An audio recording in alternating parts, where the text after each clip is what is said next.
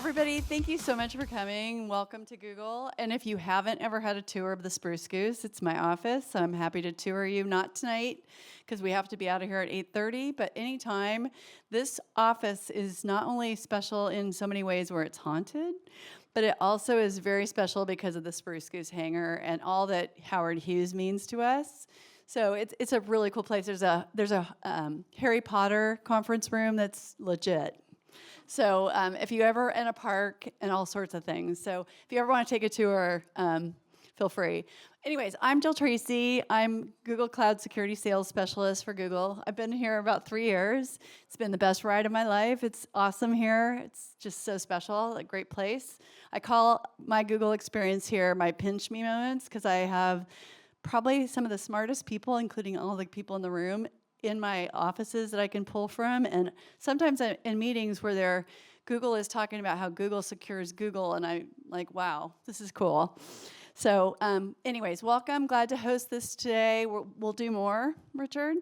And if you guys need anything, let us know. Kristen and I are here for you. I manage the Southern California, LA territories, and Uber.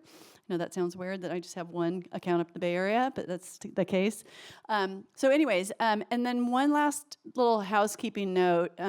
If nobody was able to check in at the front desk with Michael or who's holding his hand up, please do that, because that's the only way we can track that you're here, because I think we didn't get everyone checked in at the beginning. So if we can do that, that'd be great. Anyways, I'm going to turn it over to Richard. Got it. Thanks, Jill, and thank you for Google. Let's give Google a big round for hosting us.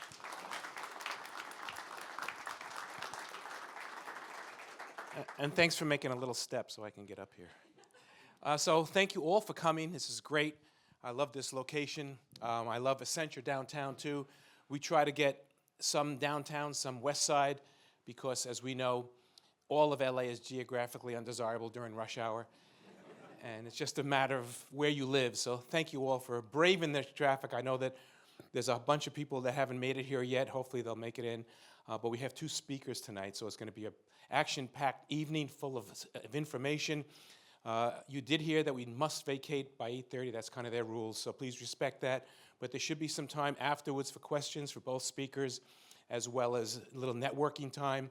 Please take advantage of that and connect with your fellow person here, because that's what we're all about.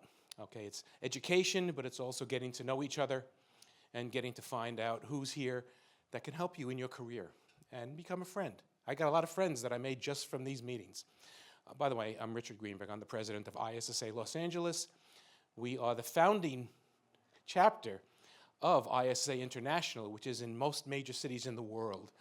Founded in 1982 by 2 young women who felt that there was a need for this type of camaraderie and organization.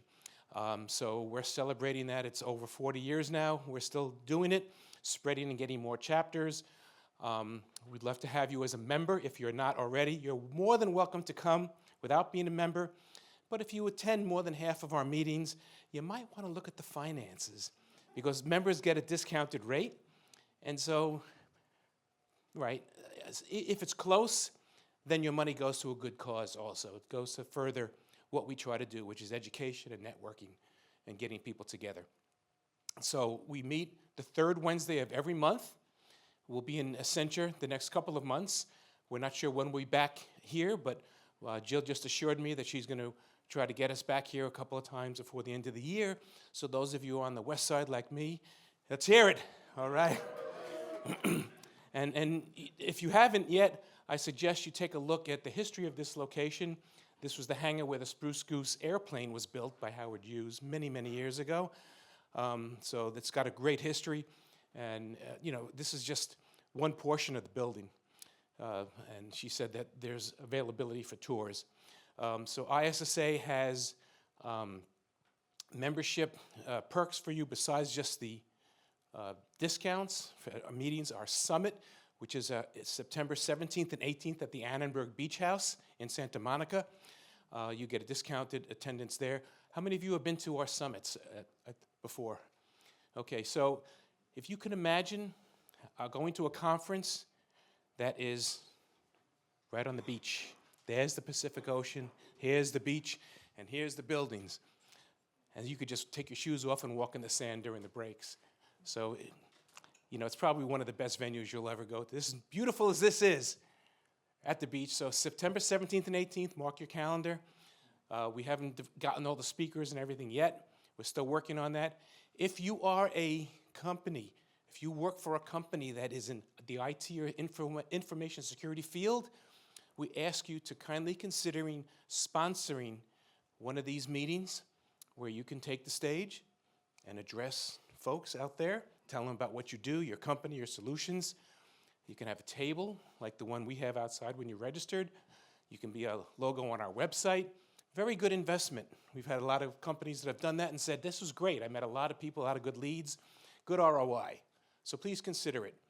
The amount we bring in when we have our meetings, that's not going to sustain us. So we do need our business partners. So we appreciate that. Any questions about ISSA or anything that we do? Okay, so I'm going to bring up Sasha Schlumer. Sasha, are you in here? Yes. Sasha is our education director, and most meetings, he'll come up and give a short little tech talk. Today he's got something very interesting and most of the time it's kind of starts off, oh no, another big hack. China's coming after us, North Korea's coming after us. But there's lessons to be learned, and he shares with us what we can do about that, what we can learn from these things. So, without further ado, Sasha, come on up. Thanks, Richard. Thanks, everybody. So I had very little time to prepare, but I figured this would be worth sharing. Just there are a couple interesting things that came up recently, sort of in my briefings and in my news. Kind of a crazy one that's a throwback. Do you guys remember LNK files? So it turns out Trend Micro did an analysis because they found out they're being abused, usually by nation states. So 70% of the malware embedded in LNK files is from nation states. And they reached out to Microsoft with their concerns, and it's like, well, it functions as intended, right? You can execute, for those of you who don't know, in addition to launching a file, you can launch other stuff as part of the command line in an LNK file.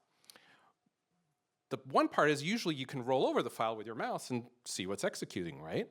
Well, it turns out you can put a lot of padding in it, pages and pages of padding. So when you roll over the LNK file, it looks innocuous, but it's gonna start executing some weird commands. So I thought that was really interesting because that's like a throwback, right?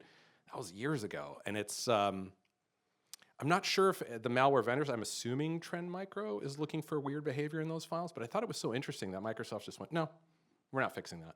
So kind of interesting. But it functions as intended, but maybe if you want to deal with the padding, you'd have to add a parser, there's all other kinds of stuff you'd have to do. So they, what's really what came out, their whole selection of 0 days, right, this month, Patch Tuesday, you guys saw what was in there? There's a lot of stuff.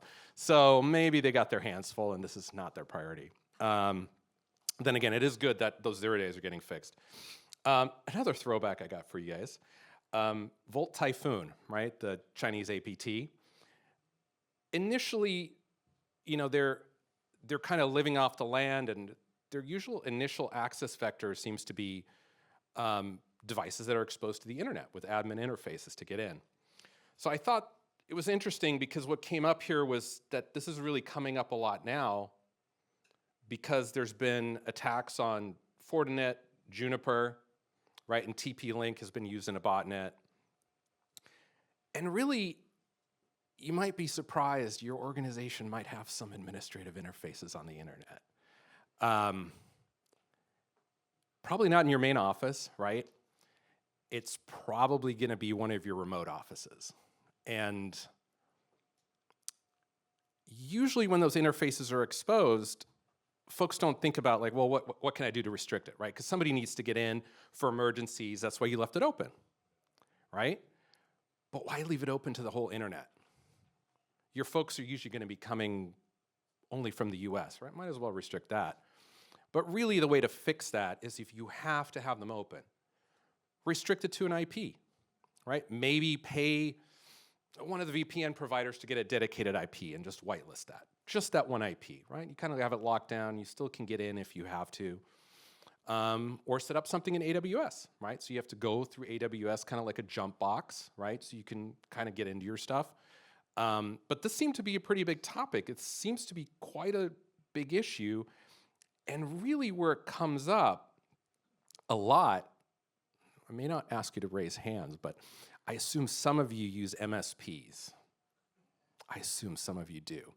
And if you use an MSP, you really have to worry about this because the MSPs are notorious for doing this because it's all about margins.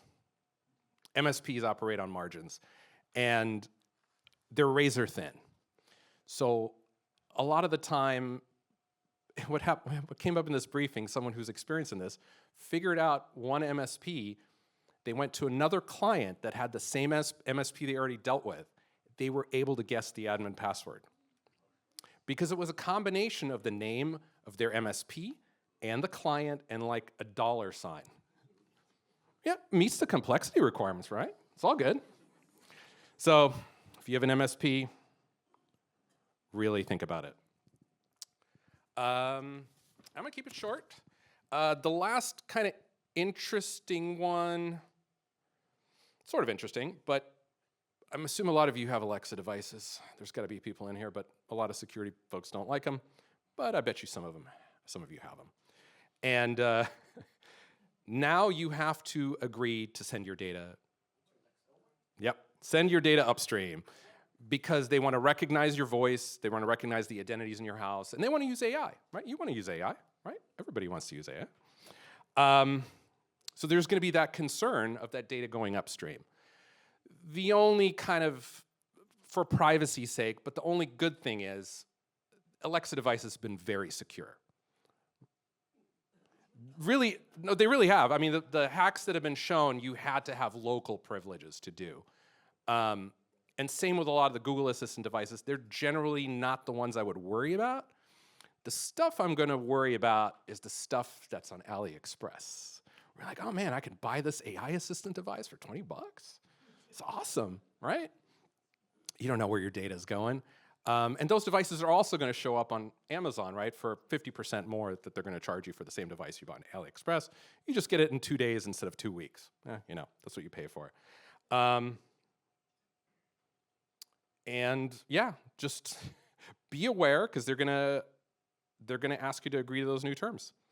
But that's it for the news today. I'm keeping it short because I know we have 2 speakers, so I think we'll get started. Gaurav Singh, I think that's you right there. I think I recognize you from the headshot. Here you go. Hello. I think that was a good start, talking about all the news briefing. That's pretty good, yeah. Let's talk about Defender's Advantage. It's basically a topic which is very close to Mandiant's heart. How do we do Defender's Advantage? So what is Defender Advantage? Defender Advantage is basically flipping the cybersecurity script on its head and making sure, instead of, being reactive, you are proactively attacking this thing. Let me get my clicker so I can move it. So that you can attack or maneuver your attackers. That's what you can do with that. So let's get deep into it. Okay, a quick intro about me. I've been in the industry from last 23 years, last 2 years with Mandiant Google, and then working with numerous clouds, AWS, GCP, and Azure. OCI I'm still working on. I haven't started to work on OCI, but I'll start to work on OCI. As a constant learner, I'm also graduating from University of San Diego, completing a master's in cybersecurity. That's really something I wanted to do, a master, so yeah. And on a personal level, I play a lot of pickleball and do a lot of mountain biking. So whenever I'm not, here talking events or chasing bad guys, I'm playing pickleball or, doing mountain biking. Yeah. Okay, so before we dive into Mandiant, this slide, what is Mandiant? Who were Mandiant? So Mandiant was acquired 2 years ago by Google. Before that, they had a big brand built around incident responder. If you look at the chart, we have around 1,000 incident responders around the world. We speak different languages. We have all the locations in the world, like 53 locations in the world. And we process around 1.1 million, unique malwares every day, actually. And we spend around 400,000 hours in incident response. I'm also part of an incident response team, which help them if there's an incident is going on. So my team comes on. I play a part of helping secure the cloud environments. I'm not the AD guy. I'm the cloud guy, kind of thing. Okay. I'm sure you must have heard about the Colonial Pipeline attack, which was back then. It was supported by Mandiant. Today I was talking to somebody in the audience. They're talking about the safe hack, which happened as well. This was also incident response was done by Mandiant as well. Okay, let's go. Okay, let's talk about defender's advantage. I always like to start this talk with some kind of a story so that you can feel the impact of what is defender's advantage. So imagine it's 2 a.m. and you have been woken up with a phone call. And then you found out, and you're a CISO of a company, and you found out that your whole environment is locked up. The payroll data, the research data is compromised, and you cannot access your environment. So at that point, the attackers are done. They came in your environment, they deployed their malware tools, they gave the ransom note, and they're sleeping now. They're relaxing because it's the payday for them. But next 24 hours is very crucial for somebody who is going to respond to those threats, because it can make or break a company in next 24 hours. So that is we have to see and how to make some judgments and think about it. So this Defender's Advantage is basically a book. I don't think we have a copy of the book, but it's available online. If you can search, maybe I can provide a link for that as well.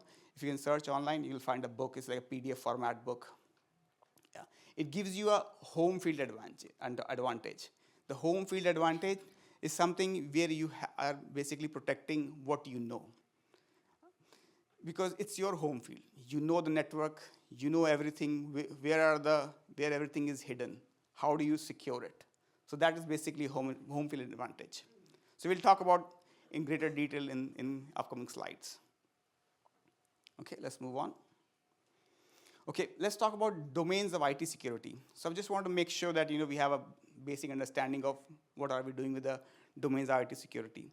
So think of your environment as you're building a fortress.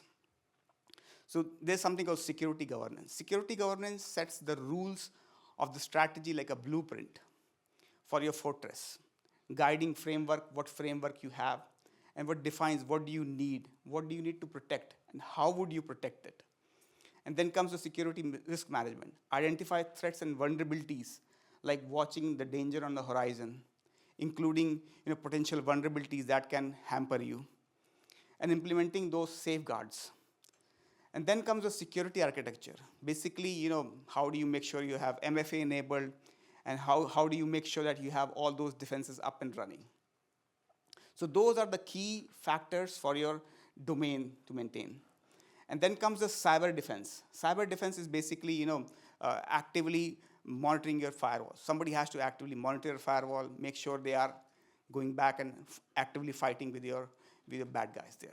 So these 4 pillars make your IT environment or make your organization truly safe and secure. So key takeaway is a strong security posture requires a balanced approach across all 4 pillars. You cannot just stress on one side of the house, okay, I have firewall, everything should be hunky-dory. It doesn't happen like that. As my friend, he was talking about Salt Typhoon.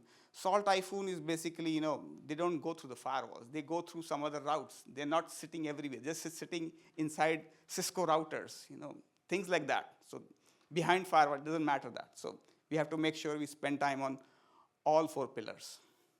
Okay, let's move on.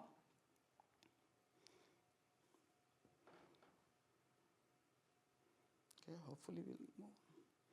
Okay, so let's talk about what are the critical functions for cyber defenses. So critical function of cyber defense is intelligence. Intelligence, the brain power of the operation. gather intel on threat, and predicts the enemy's move. Detection is basically you have SIM technologies in place. SIM technologies is basically generating and facilitating what threat vectors is coming in and how we can protect it. And then how do you respond once you detect it? What is your response methodology? A well-executed response can mean difference between a minor and a major accident, like or a breach, you can say that. And how do you validate? Make sure defenses are working. So you do pen testing.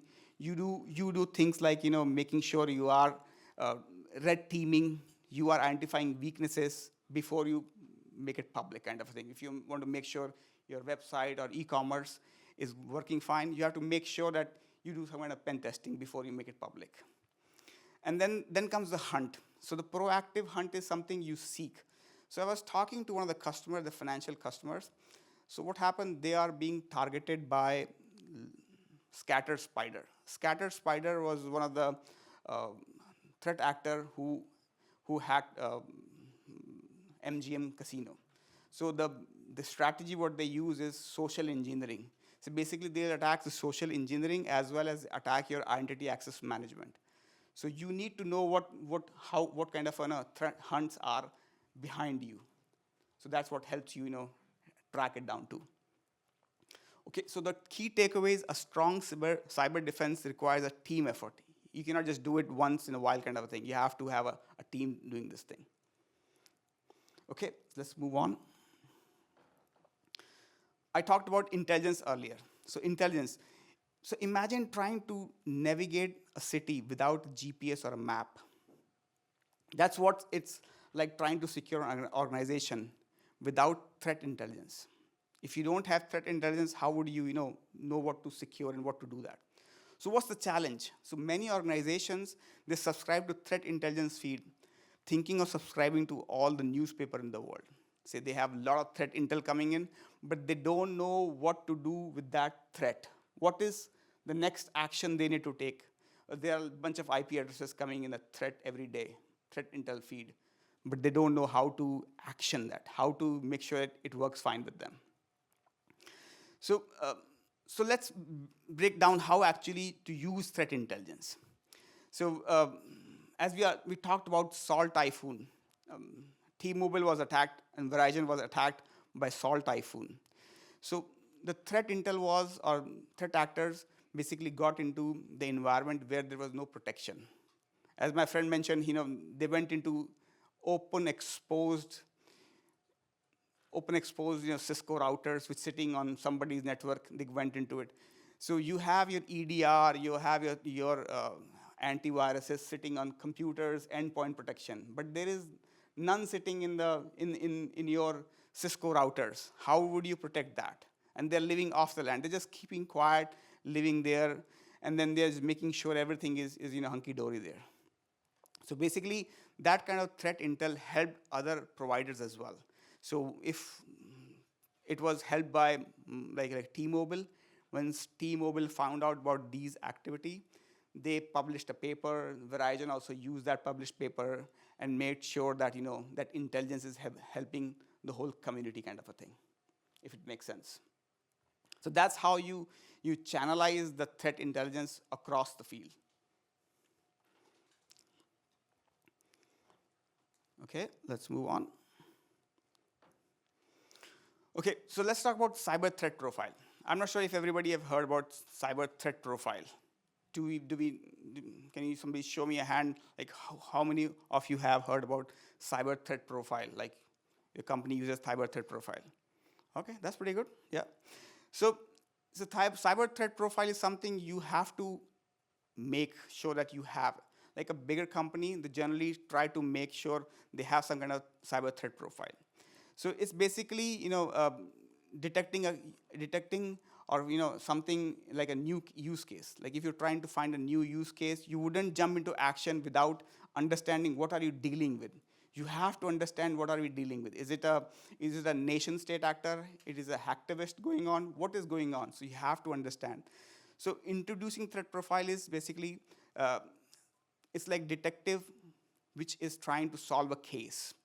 Think of that like a 3 interconnected clues. If you look at their 3 interconnected clues, first we try to understand the threat landscape. Who are the threat actors trying to target? What are their motivations? What tools they are using? Next, we turn the magnifying glass inwards. What organization we are trying to protect? What data we are trying to protect? As Salt Typhoon was mentioned, Salt Typhoon these guys will only come on Tuesday morning, and they will only capture data for 100 or so mobile phones, like what all action they did, like SMS messages, whom did they call. So Salt Typhoon folks are only there for like few hours on a Tuesday, gather the data, shut down the system, go back home. That's what their whole strategy was. So basically, they knew how to target them. And the moment everything became public, like, okay, there's a Salt Typhoon sitting in the environment, everything shut down. There was no noise. Everything just calmly went away. That's what happened. Finally, the risk analysis and impact. What's at stake? If an attacker succeeds, what's the value they might steal or damage? So this becomes your cyber threat profile. So the power of profile is that bringing these 3 clues together helps you build up your cyber threat profile. And it's arguably the most important document in a company who wants to maintain this and understand the whole overall understanding of it. It helps them secure themselves in a better way. Yet, most of the organizations don't have it. That's the challenge what we see as a defenders here. Okay, let's move on. So how do we activate CTI, cyber threat intelligence? So let's talk about a recent use case of MGM Resort. Do you remember MGM Resort was hacked by, the people even couldn't check in. The slot machines were down. Everything seems to be coming to a like a standstill. People are not able to gamble. You go there to gamble. You go there to celebrate your 21st birthday, but you still can't do much about it. So that was a big problem, and everybody faced it. So how do other places activated this kind of intelligence? So everything was learned from this thing in terms of so I'm just going to give you an example what happened with one of my clients. So one of my clients, what was happening, they were being targeted by a threat actor group. So what they do basically, they come in, try to steal your cookies, and once they are in your identity access management system, they steal your cookies and then try to enable MFA for you. So enabling MFA is basically having a backdoor in your environment. So to make sure that everything is sound, there was a quick fix was put in by another team. So what they did, basically they went ahead and said, okay, any MFA which is being registered by any old employees already existing, they already have the data in terms of, they have the IP addresses where these MFAs are being registered from. So basically they allow them to get registered. Anything which is the same employee with a different IP address, they basically kill the password. And you have to call the company and make sure that you are coming in. So that's how they use that data to stop them. So it happens a lot. So as long as you have your strategy or policies, how to activate your CTI, your cyber threat intelligence, is going to help you out. Okay, so by activating CTI across these 6 areas, there can be things like you can build up your playbook, refresh your playbooks. Basically, you can refresh your playbooks. You can change things as you go along and what's happening in your environment or your industry. You learn from that and activate that. So that's what helps you as well. Okay, let's move on. So detecting and investigating malicious activity.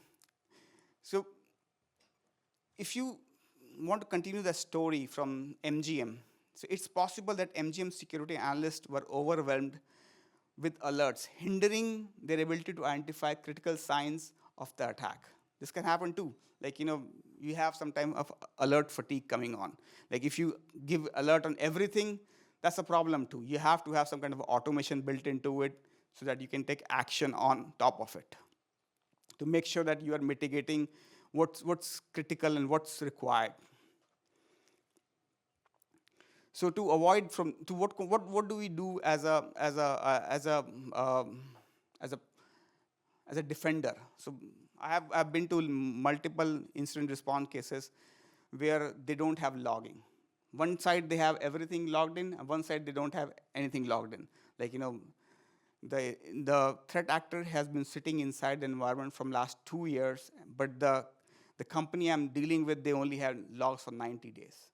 What they took, how they took, what all is at stake, I won't be able to tell them because I don't have the logs. So you have to have a balance of logging and making sure you log it properly also. Like okay, I'm logging it, but I don't know what's being logged. So you have to have a balance across the board. So as a recommendation is that you should always have like a year's worth of a log so that you can go back and look who came, who went, and what they did, kind of a thing. That's the biggest challenge I've seen. Okay. So let's talk about responding to compromises. So how do you respond to a compromise? So imagine a scenario where a company discovers a malware. And then instead of carefully investigating how the malware got here and how it might be affecting other systems, they basically went ahead, cleaned the system. They did the cleanup of the system. So this cleanup of the system is basically creating a lot of quick fix for them. Okay, the system is clean, everything is quick, done quickly, but they didn't find out what's the root cause of it. So you have to have a strategy. How do you remediate? By following a structured incident response processes, avoiding the temptation of premature remediation. You don't want to remediate very quickly, because if you do remediate very quickly, you won't know why the threat actors are there. If you stay too long, okay, I'm going to wait, it's going to be too late. It's basically hitting a cricket. If you play cricket, if you have a terminology, you just have to wait for the right pace. If you hit it too fast, you're going to miss it, and then you'll be out. So you have to have a right balance when you're trying to remediate anything. Okay, let's move on. To test, targeted testing and validation of controls and operation. So regular testing and validating your security control, staff expertise, and incident response processes isn't nice to have. It's an absolute necessary. Conducting routine drills like tabletop exercises can be incredibly revealing.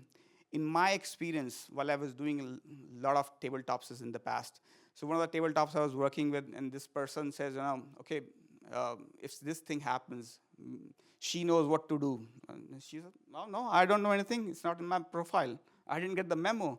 So those kind of things you can only find out during, when you're trying to test your controls. So if you don't test your controls, you can be all hunky-dory. Everything is going to be, working fine. So that is the key challenge, that companies don't test their controls. So one of the incident response I'll talk about is like, there were 17 executives in the company. All of their emails is compromised. They're an M365, their email are compromised. So they cannot trust anything. Anything what they say, like threat actor is listening to it and looking to it. So what do they do? So they had to go on an out-of-bound communication channel. They had to spin up a new environment of like a Gmail or Google instance where they had to spin it up, and then they start to work on that because they cannot trust what they see. But these things need practice. You cannot just basically, spin that thing in a jiffy. You have to have all those ducks in your row, your legal in your row, so that you can, spin those things up pretty quickly. So that's what, you're testing your controls. Until unless you test your controls, you won't know anything what's happening. And the same goes with your testing your staff. So you need to understand, like, how everybody's going to react to it. Like, if there is a communication needs to go out from your email boxes, okay, like, don't share data with external, anybody pinging you from LinkedIn. How do you do it? at that particular time when you're getting hacked. What kind of communication you need to have. So you have to prepare in advance. You cannot just do it on the fly. It'll be challenging. So that's what I say, drill, drill, drill. Is you have to drill and make sure you are efficient by doing that. And you are quick to react on when you're getting attacked. But if you haven't practiced, if you haven't done the drill, it's going to be challenging and it's going to be a chaos. So basically that's what defender's advantage is. You have to practice yourself what's happening within your organization. Okay, let's move on. So maintaining the mission with mission control. So mission control is basically a central office. Think as like a project management office, which can act as a glue to across all the security forces, and like a cohesion between different departments, security team. Because intelligence might be gathering in one silo, and then while threat hunting operates in another one. So how do you bridge the gap? So you have to have some kind of mission control which helps bridge that gap. That's where mission controls comes in handy, because it establishes a clear process for resource management, communication, crisis management. So they would have a script what to do next, what to do next. Okay, we are here, what's next? Basically, that's what you will require if you're getting some kind of a issue with incident response. Okay, key functions of mission control: information transfer, facilitates seamless information between different departments. I already talked about that. And also talk about incident management. How do we do incident management? And then they're also given act to authority. So if you see a malware in a machine, what do you do? So you cannot just say, okay, I have to go and talk to my boss. I'm going to check with him, and he's going to check with his boss. Should we shut it down? Should we do what? So you have to have authority to act in terms of, okay, if we see a malware, let's quarantine that machine, put it in a corner, and somebody can look at it. So that's what authority to act means. So you have to have that kind of a system laid out in your plan.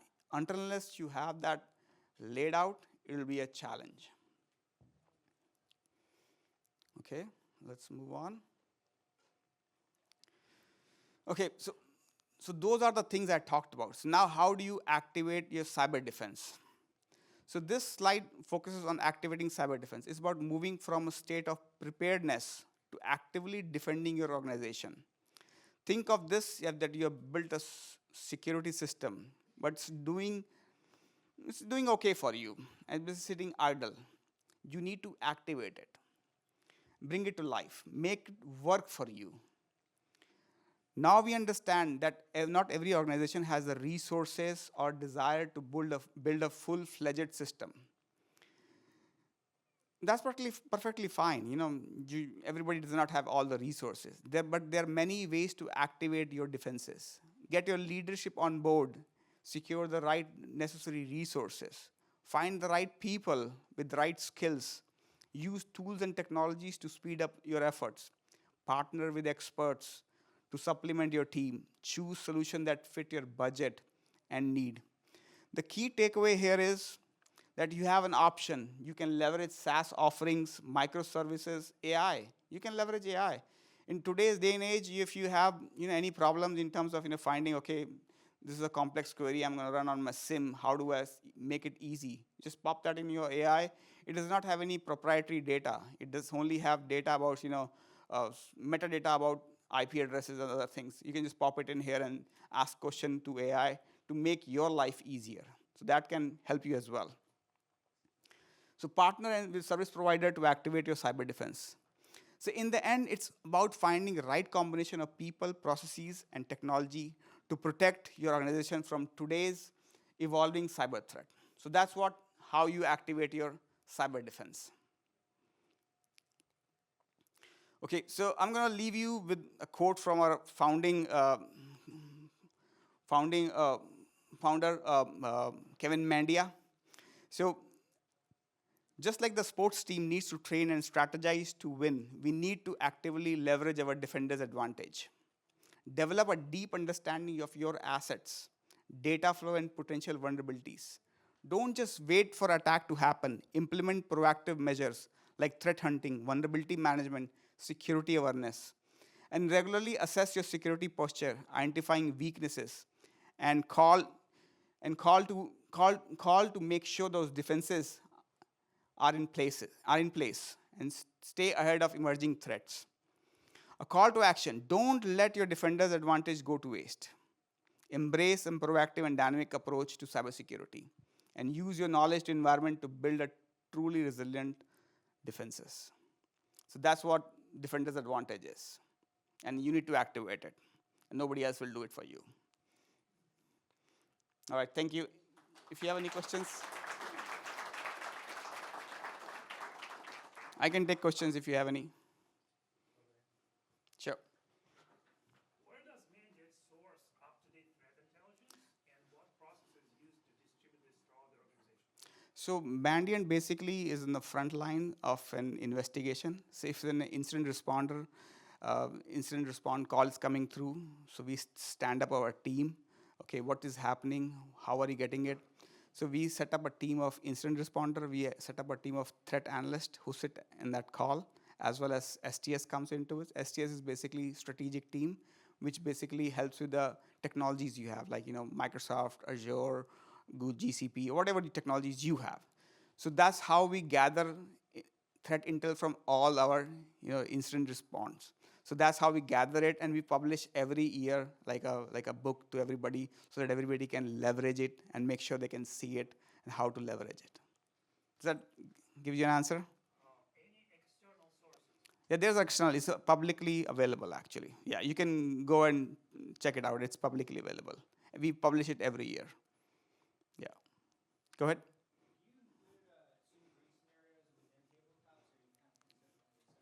No, we actually assume breach in a tabletop scenario. So there are two types of tabletops. One is basically, we just talk about the scenario. We don't do any activity. But the second one is that if you want to do that, somebody from our red team can do some kind of activity in your environment, so that you can see what's coming and are you seeing those alerts. If you're trying to push the boundaries, you should be seeing those alerts, and then how are you responding to those alerts? First of all, you have to catch those alerts, and second of all, you have to respond to those alerts. So basically, yeah, it's a mixed kind of a thing we do it. Yeah, go ahead. How do you deal with threat fatigue? In other words, the second question is, why put dependency on humans and not on technology to make the sort of threat analysis? So that's a good point. Threat fatigue is there. So what we do, we try to automate things, and then try to find things automatically as well. Because if your human is looking at the screen, they are tend to going to miss that. So that's the reason we have automation built into our environment. Whenever we get the data, we have to use automation to parse the data. I was just looking at one of the clients. They got hacked. They have 27 AWS accounts, and they have like 400 access keys. It's really hard for my team to actually go into it, figure out, okay, which access key, who owns it, which account owns it, how do we handle it, what are disabled, what are enabled, what is the strength, so automation has to be done. So we automated the system. We have scripts basically read those accounts, get those details, match it up, use some AI as well, and then leverage it and find to a solution kind of a thing. It's not a working solution, but you have to figure out on your feet sometime. Yep. Okay, I think good. If you have any. Thank you. Thank you so much. There you go. Put that there. I mentioned the summit earlier. We are looking for volunteers to help us with the summit. If you would like to attend for free, but be a room monitor, help check people in, different things, please reach out to one of us. There's lots of opportunities, and you can spend a day at the beach for free. So consider that. If you are a vendor, we're looking for sponsors for that summit as well. Again, September 17th is the CISO Forum, and September 18th is the conference itself, all day at the beach. If you are a speaker, we're looking for speakers too for that event too, so reach out to us. Some of you I see here have spoken for us before, either in your own talk or part of a panel. Also, public service announcement, tomorrow is FutureCon near LAX. ISSA has secured some free passcode for you. If you want to go, just all caps, ISSALA is the code, will get you in for free. And then Planet CyberSec is putting on AppSec SoCal at the Annenberg, June 11th. There's a call for papers now. And anyone else have any events coming up that they want to share? Okay. Sorry? I think really quick. So just so everybody knows, we have Google Next coming up at the beginning of April in Vegas. That's Google Next in Vegas. Google Next in Vegas, and then we also are going to be doing RSA, which I talked to you a little bit about. So I will be doing some events at RSA. So just know that we're going to be all these events coming up. Thank you, Google. We'd love to help sponsor. All right, excellent. We'll gladly take your money. Yes, Doug? Layer 1, the best security conference in LA that no one. After summit, after the ISA summit.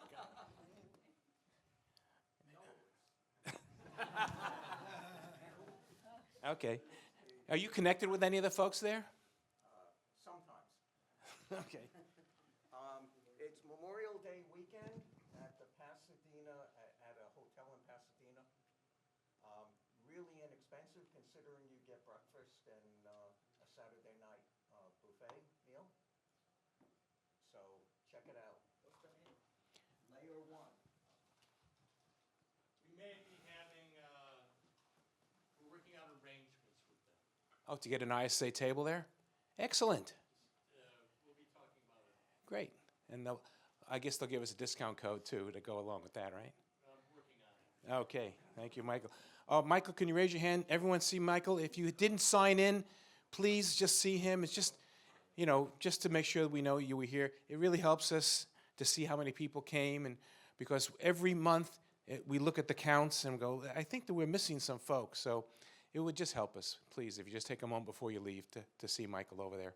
Appreciate that. Our next speaker, we're very fortunate to have Philip Topham. He's the founder and principal of the Savvy Founder. I like that name. Over 25 years of experience in technology and business strategy, he's transformed from a tech-savvy leader into a strategic consultant, helping companies navigate the transformative power and generative AI technologies. He said the magic word, AI. Philip, welcome. Let's give him a big round of applause. Thank you, thank you. And by So- the way, do you like how Google modeled their motto after my shirt? So, yeah, AI. So you either hate the word or love the word or whatever. I'm the business side of the program, and I want to give you a little bit about why I'm on this stage, right? If you scroll back to OpenAI, and I was sitting there and I saw it and it downloaded, and a couple of months later they had 100 million downloads, users, active users. And I was one of those users, and I said, wow, something's different here. What's going on? And I was reading about people saying it's hallucinating, it's doing this, it's that, and I was confused. And so I said, I'm gonna write 2 articles every week, 100 articles. I'm on article 90 now, and I wanted to understand what it's doing. Like, what is it gonna do? Like, what's my children's children impact of this technology going forward? And so that's where I dug deep. I'm a deep thinker. I was trying to figure out what is it. And I was a former CISO and running a healthcare company when HIPAA came out, and I had to be the chief privacy officer and chief security officer. I remember putting all the passwords on the CEO's desk with a picture of the New York Times and said, your picture here. Boy, I got a wake-up call. And yet last week, I got to listen to somebody present about security, and it was the exact same thing. The users that don't know how to fish and all this other stuff. So what I'm gonna suggest today is I'm gonna challenge you a little bit to think about AI a little bit differently. This is my LinkedIn, if you wanna find out about LinkedIn about me. I love to learn how to play pickleball. I do play I like to play billiards. Every Friday night I play billiards. So if you want to play billiards, a friendly game, I go hiking and camping and travel to Vietnam and Egypt. So for every one of us, yeah, I want to ask the audience, how many people think AI is going to be the next Skynet, like in our life, Skynet? You know, come on, there's got to be some doubters out there. Oh, I see one brave soul back there says two, 3, 4. You know, maybe it's going to be Skynet, right? Maybe. So how about who secretly hopes AI will let them quit their job and become the next Steven Spielberg filmmaker? Like, yeah, I want that. I just want to push a button, speak, and make the next film. So what about who wants to just have a simple thing like AI avatar sit in the meeting for them while they're sitting on the beach doing margaritas, right? The point is, every single one of us has a different view of what AI is. And there's a little bottle there of A1 steak sauce. So let me give you just a little idea of how crazy it is. Oh. So I got to explain this. My father is 86 years of age. And he taught himself how to do AutoCAD when he was in his 60s. He was a tool and die maker. And he was asking me one day, he goes, Phil, I see this A1 everywhere. A1? What are you talking about, Dad? You want the A1 for your dinner? No, so A1, it was just in the news. I saw it on CNN, and they were having it on 60 Minutes. And I go, oh, that's AI, not A1. And so as much as I'm living in the bubble all the time, like I'm living AI, I'm at the spear of it, I use it every single day, there are still lots and lots of people that don't understand what AI is, how it works.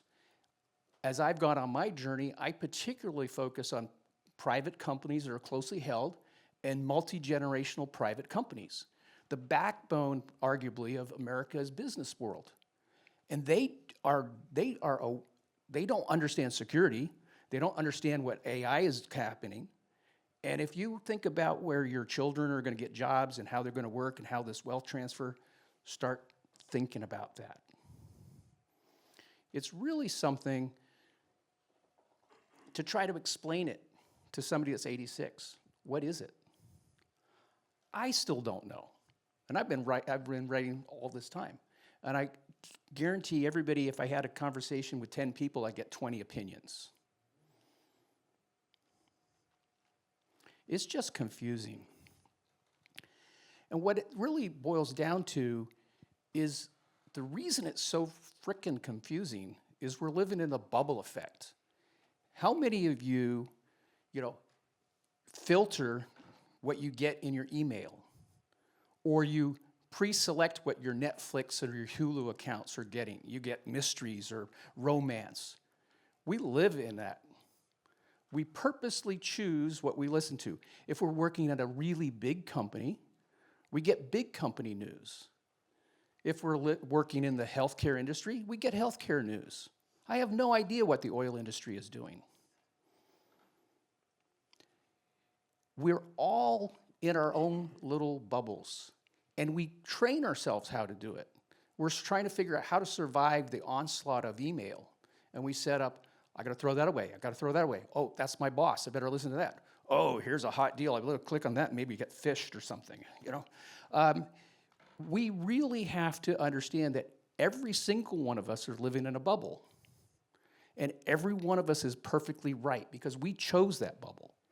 We're choosing to do that. And the problem is because everyone's choosing the bubbles, everybody is wrong because I can't actually have a conversation. What I'm going to suggest, though, is one of the things that's most powerful about the AI models is they have the collective knowledge of an industry or a language. And if you've used them, they're phenomenal translators. I can write something and I can have my AI say, write this in a very formal way. Write it to a college level. Write it to a 6th grade level. Write it humorous. That's a very simple way of looking at AI. And I should sort of pause here a little bit and say, when I'm talking about AI, I am talking about the generative AI from ChatGPT that made a world of difference. Not to dismiss the machine learning and predictive algorithms. I did that back in 2005 with a startup, so I have some publications on that. So this new way of doing it, whether taking all of the knowledge and seeing patterns that we as humans just can't see, is something that it is a wonderful translator. So I suggest that you kind of start thinking about it just a little bit different. And maybe your perspective needs to look at what somebody else's bubble perspective is. And then, I've said this a little bit, we're all living in different realities. But what you really, and we're really comfortable in those realities. I'm really comfortable. I get really comfortable turning on Netflix and watching the same movies, the same genre all the time. I like science fiction, no surprise. I like action films, no surprise. You know, every once in a while, though, when it comes to music, I pick a different genre. I'll go from world music, next I'll be classical, and then I'll go, give me teen pop, right? That's crazy, but I do that purposely to sort of train myself to look at the other side of the bubble. And one of the things that a lot of people, when they talk about AI and AI bubbles, is this, it's kind of like, oh, yeah, it's just it's just a change. We're going from slide rules to calculators. We're going from calculators to the next, automatic system where I just speak to it and it gives me the answer. I says, it's a little different now. The change is frankly exponential. It's not like something I can see in one generation. Some of the changes, the agricultural industry took about 100 years to change from the jobs that it was to where it is now. When AI came out, that happens in about 3 years, the amount of job changes that are shifting. Now that's more time than it takes. It doesn't mean that people are out of work. They have to go find different jobs and different careers. But you've got less than it takes you to graduate from college to have to find a new job because the career changed, right? So just sort of think through some of those sorts of things. And right now, because I've been writing and focusing on this so much, it's frankly a privilege to be able to talk to everybody here and see it, spend my time, my days, talking to different people about their different perspectives and how they're doing it. And it's my privilege to share that with you and get you sort of thinking about how you might use it in the businesses that you have. And most of us traditionally are reacting to what's going on because it's hard to keep up. You can't keep up. It's just not possible. And we'll cover how to deal with that in a little bit. So let me do a little parable here. Some of you might know this story. There's a vizier, and his country wasn't doing very well. And a wise man, sage wise man, came to him and said, I'll help you in your country, I'll help you. And the wise man started helping him with irrigation. I helped him with teaching people, setting up universities, and the country prospered, the kingdom prospered. Absolutely wonderful. And so the vizier wanted to reward him. He says, I know you play chess. Would you like a chess set? He says, no, I just want something very humble. I just want a single grain of rice for the first square. And then on the second square, I want 2 grains of rice, and so on and so on. And the vizier said, easy, I could do that. Easy peasy. And suddenly, by about the 15th square, he realized, my country's going to be beggared. I can't build enough rice. If you do the math, you have about the size of India, you have about 3 feet of rice across the entire country of India when you start multiplying that exponentially. Some of you are mathematicians and calculus folks, and you might go, oh, I know that calculus. But when the change is happening that fast, we don't see it. I started computers when we went over I was sharing in the audience outside earlier. I put myself through college by selling jewelry and computers because both of them were commissioned sales. That was in the day of Apple IIe computers and IBM computers, selling them for $5,000 a piece with 64K. So crazy, right? Now, what we're trained for, though, is really trained for steady growth. Like, if I think about my lifetime and I've seen these changes, I saw the internet come, and I saw the dot bomb. I said, oh, yeah, I saw the iPod and then the iPhone, and these were all words that I heard, the cloud, big data, data warehousing, wherever you came onto the technology scene, these words they came, they went, they were considered the buzzword of the thing. And a lot of people are thinking that AI, this generative AI, is just another buzzword. They're putting it on the Gartner hype cycle. Gartner hype cycle predicts there's a hype to technology, and then everybody gets disillusioned of what it is, and they get disappointed with it, and people, fall off and say, oh, it's oh-hum. But when I can go to a small business, and I showed the CEO of the small business, he says, do you have anything you need to do? He says, yeah, I need to do this research on how to fill in this government grant. I said, okay, great. I sat him down, I put in a deep research kind of tool, I pushed the button, and 2-3 minutes later, I got an answer. I said, here's your report. How long would you think this would have taken you? And he goes, probably would have taken a college grad about 40 hours to do. So I said, it would take 40 hours in 2 weeks because, you're not doing it full time. I says, cost you 75 cents. What are you going to do with the other 39 and 55 minutes? 39 hours. He says, it's not game over. It's not done. Go get the next thing. It's like, use that time to think about what are you going to do? How are you going to react? How are you going to improve the business, work on the business, not in the business? AI can take away the drudgery. And in security, there's a lot of drudgery. Like you were talking about it earlier, going through all the security keys, right? There's no way you can go, human gets bored by the time, oh man, my eyes go cross-eyed. I remember configuring firewalls, not fun.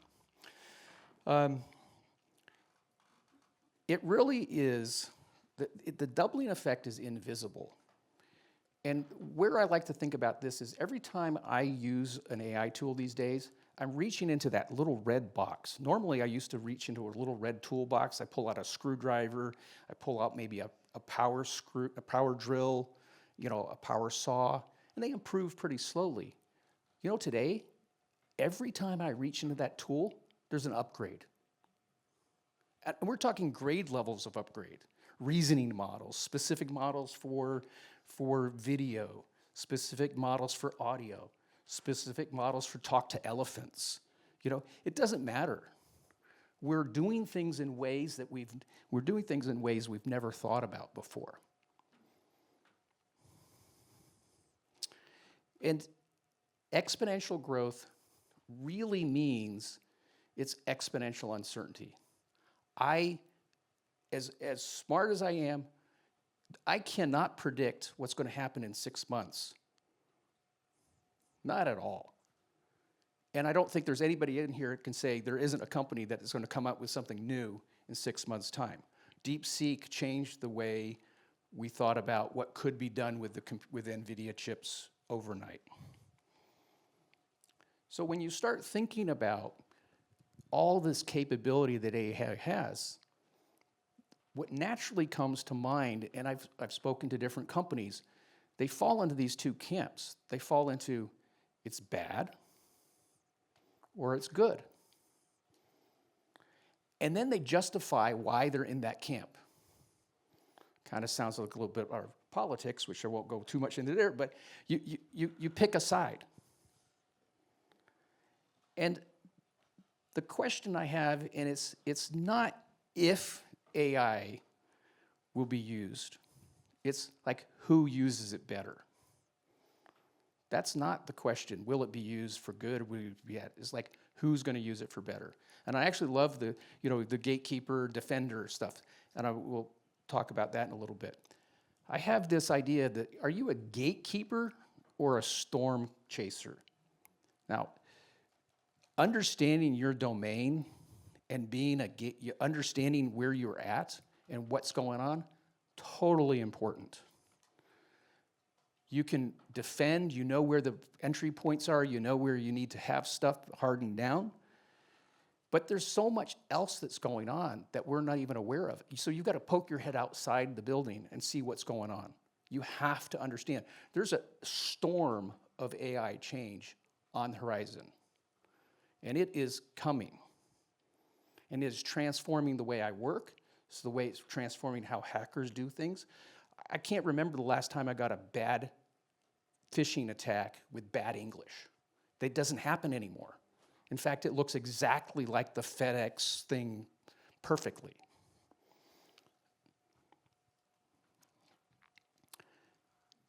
So just process that for just a little bit. You've got to start thinking about what's coming down the pipeline next. And I bet each and every one of you is starting to think, well, I'm in security, the bosses, the boardrooms, they don't really get it, they're not giving enough budget. And you're probably right. That's because they're living in their bubble, and we're living in our bubble. Somehow we've got to figure out how to get past those bubbles, and I'll give you some sense here in a little bit. The thing is that the future's changing so fast that alone we will fail, and together we can build the remarkable. And I do mean that at the board level, the CEOs, everybody on the front line, we need to look at the elephant. We know what the elephant looks like. We're just living in our own bubbles, not sharing what the elephant looks like. So what I really want you to, here's the 5 C's to sort of help you think about how you might start thinking about this. And I'll give you some practical examples as well. First, I want you to challenge, what do you know? Challenge what you think is the truth.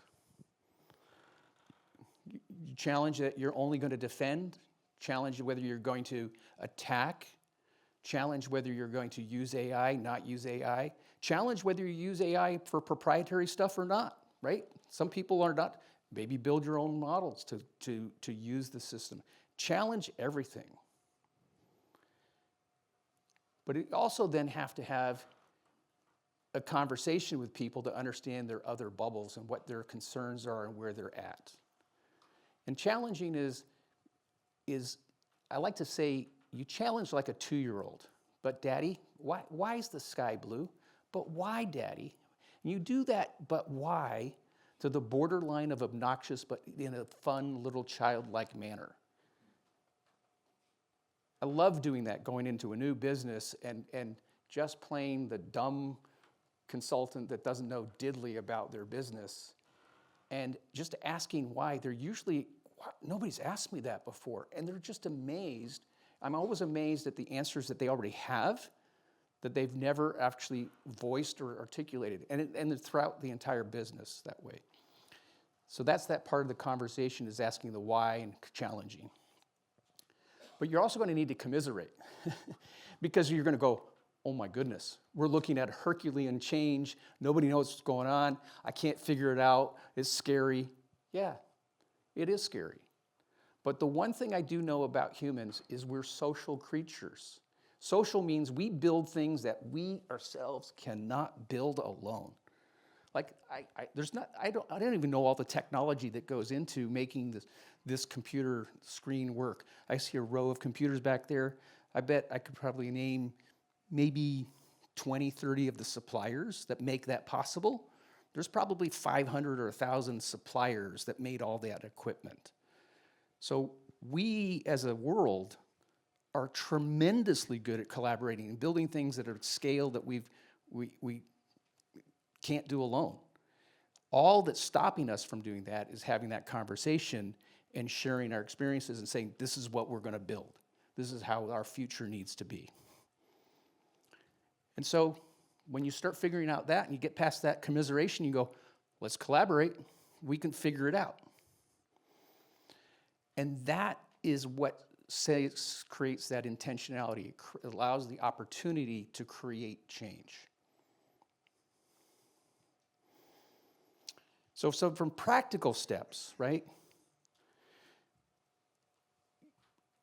AI,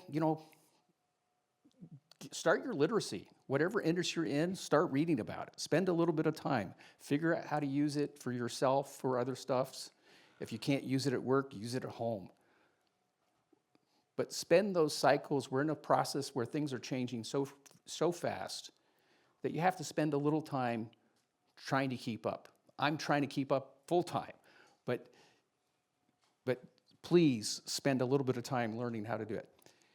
And for those of you working with the executive teams or executives, our governance systems have to be learning how to be real time. What you presented, it was real time, right? But it requires that response team at the executive levels to understand what this means to the business. It's not just a security system, it's the business, it's the lifeblood of the business. And building in, you have to have, building in resilience. The idea that we can not have a perfect situation and have no damage, we're going to have damage response teams. The idea that somebody in the organization didn't click or didn't leave a port open or put in a cheesy password that the AI can guess is going to happen. Now, all the things that has been remarkable and what I've learned in the last year is still back to human intuition at the end of the day. The only way I can write the articles is because the analogies come out of my head. I talk to the AI. It's my copy editor. It's my spelling checker. I hate that stuff, but it can do that for me. So leverage it where it makes you stronger and gives you a superpower. Every one of you has a superpower. Use AI to supplement the things that you don't like doing. And certainly within the organization, you're going to have to figure out how to measure the impact of AI across the organization and start linking it to what's the productivity, like back to the report. What am I going to do with the report? Whoopie-doo, I saved 39 hours, right? But with that 39 hours, did I go figure out another way to sell the product or solve a problem that's been on the list of nobody ever gets to? So it shifts the way what you can and can't do with the business. So AI is a storm of change, but at the end of the day, people and societies work on people and trust. And if you are not using the computers, you're working, you're here in presence. I love this, right? Creating that trustful relationships, that's how we get through a lot of this stuff, is leaning into what makes us human, which is our relationships, our ability to have trustful relationships and people, being resilient. Change is an opportunity, frankly. There's some politicians that say a crisis, don't ever let a good crisis go to waste. So if you think that AI is a crisis, don't let it go to waste. You have an opportunity to have a conversation with people in a way that you've never had before, because you can share with them how mind-blowing it is different. If you're in an industry where they're not adopting, you show them an industry that's just, adopted AI in a different way and saved them tons of money, or gone through using AI for, anomaly analysis or training on doing is being used for social engineering. Have the AI teach people how not to be social engineered. So what I want you to think about, this AI storm here, be the storm chaser. Think about how you can leverage this technology to make you and your business stronger.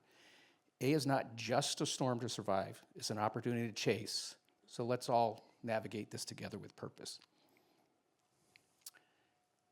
I'll take questions. I've got anybody wants to connect with me, QR code for connecting on a calendar, or QR code to read any of my articles and that sort of stuff. Oh.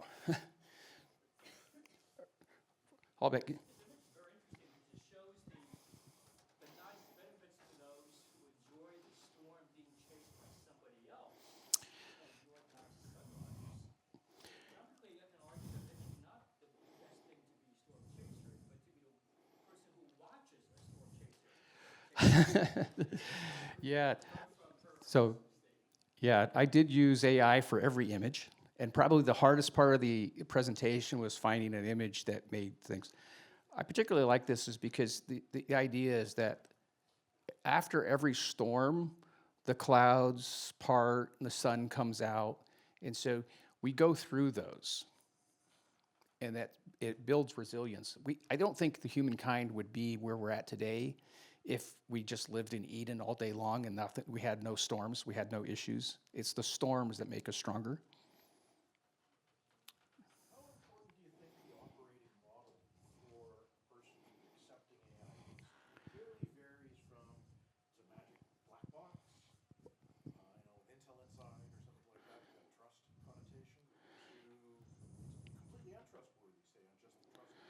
So the question, if you heard, was what does it mean to those people that are the doomsayers, the operating model, how they think about the world versus the people that think about the future? It's a great point.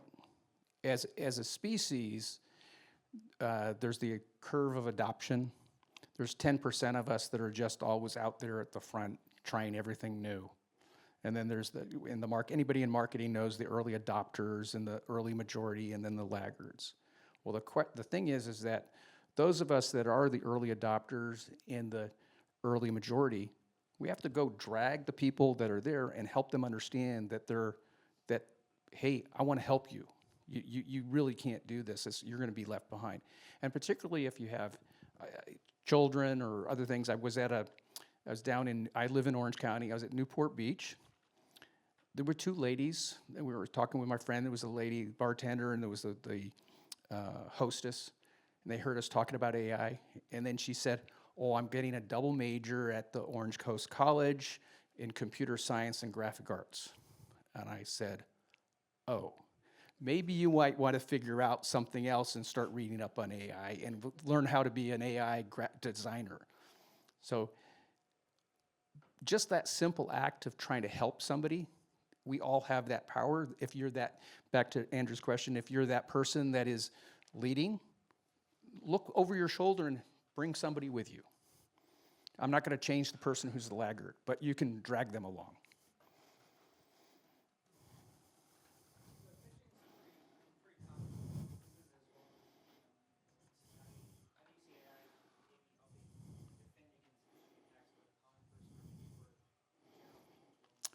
So the question was, phishing is a pretty common thing. How do I see AI being used on the defense side of phishing? Yeah. Actually, I think it can be done, right?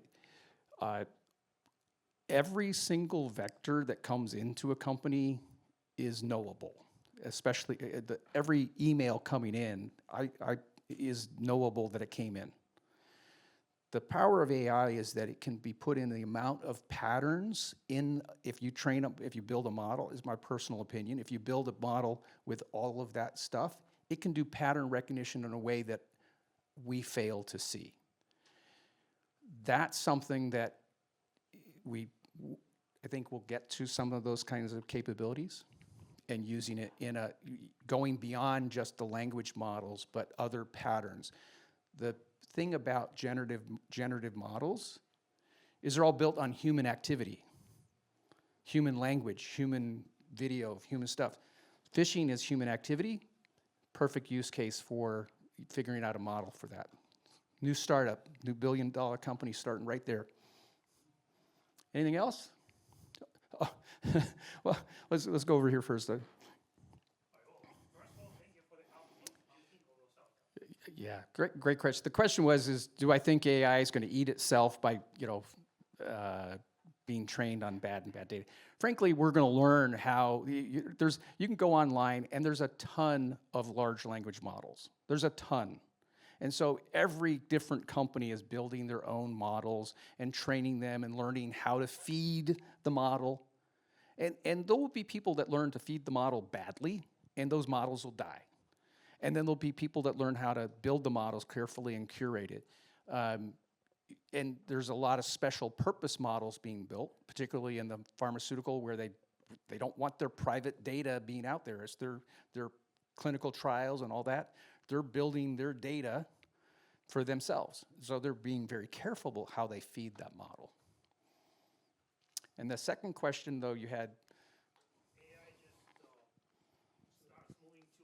AI, so if you want a head spinner, there's a book called Genesis, written by Henry Kissinger. The last book he wrote in conjunction with Eric Schmidt, the former CEO of here. So every chapter talks about those kinds of things, like, is AI going to become alive? Is AI going to eat the world? Is the thing. The one thing about that is actually the scariest for me personally is the idea that the advances in one country, the world is living in a place where we're distributing resources. So countries are competing for resources, countries are competing for jobs, for oil, minerals, everything. So if one country gets AI much faster than another country, then people don't know how to respond to that. So that's actually the bigger fear I have, not than AI becoming a Skynet. I don't think it's just a machine that's trained on patterns. The patterns are us, the reflection of us. We know how to take care of ourselves. Maybe I'm wrong. Yeah. The question was, I said that AI will not replace human intuition. Right now, humans are grown, we're born, we train our own large language models sitting between our two ears. We go through life's experiences. We've got 8 billion plus of us on the planet figuring out how to do things. That fidelity of data, how we do things, is unique to each of us. I don't think, to your question, I personally don't think we can train those life experiences in the AI. Maybe in some future when there's an idea in the way out sci-fi that we merge with machines, and if machines can start reading our brains and reading our capabilities, then we're uploaded to the computers and we become the computers. So that's the far out sci-fi. I don't think that's. I'm not predicting that. Now, you can read Ray Kurzweil, and he's predicting that, or Peter Diamandis, he's predicting that. I don't. So the question was, in consulting companies, has anybody had to use private data for themselves? And frankly, last month's speaker at ISSA was how to secure large language models. I would actually probably call him up on the phone and say, how do you do this in a really great way? Yes, a lot of companies are trying to figure the types of companies I'm at with the small and mid-sized companies, you typically 1 billion and below, they're at a different maturity level. So they're just trying to figure out how to get their warehousing right, how to get their sales right. They're not at the level of competing, like you've got Google, Meta, Anthropic competing to build the best model. They're at a different level of spend and such. Anything else? I love the questions. I'd be happy to talk later, but thank you. It's been a pleasure. It's been my privilege to try to get you to think about AI a little differently.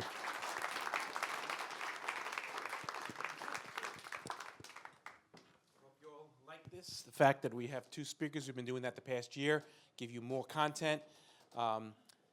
Typically, it is a business talk and a technical talk, so nobody can really complain, right? And just a lot of good information. But the formal part of the meeting is over, but the best part's to come, which is a half hour of mingling and networking. And there's still some food out there. So don't run home yet. Hang out, make new friends, get the courage to just approach a stranger and say, hey, how's it going? I'm so-and-so, this is what I do for a living. So we're happy you're here, part of our cybersecurity community here in SoCal. We are the SoCal Los Angeles ISSA. Thank you very much. Oh, sorry, one quick announcement. Tomorrow, AITP, one of our friends, it's a good organization, is having a happy hour in Culver City. So it's AITP.org? Yeah. AITP.org. So it's a happy hour in Culver City tomorrow night. Take care. Thank you.